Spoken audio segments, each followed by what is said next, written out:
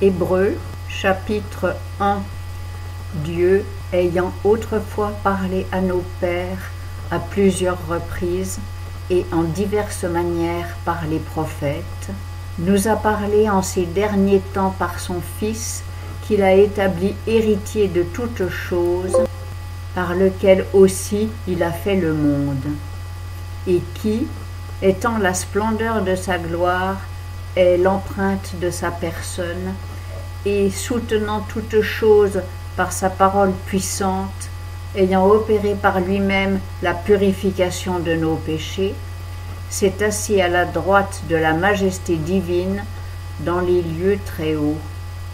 Ayant été fait d'autant plus excellent que les anges qu'il a hérités d'un nom plus excellent que le leur, car auquel des anges Dieu a-t-il jamais dit « Tu es mon fils, je t'ai engendré aujourd'hui » et encore « Je serai son père et il sera mon fils » et ailleurs, quand il introduit de nouveau sur la terre le premier-né, il dit que tous les anges de Dieu l'adorent.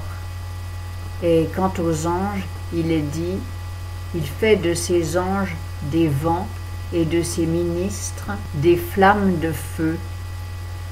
Mais quant au Fils, ô Dieu, ton trône demeure au siècle des siècles, et le sceptre de ton règne est un sceptre d'équité.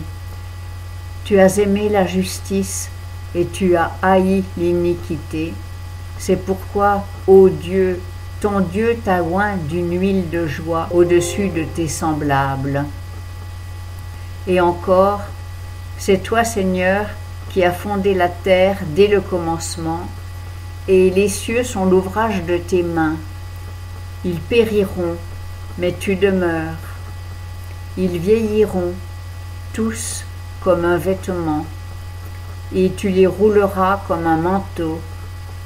Ils seront changés, mais toi tu es le même, et tes années ne finiront point.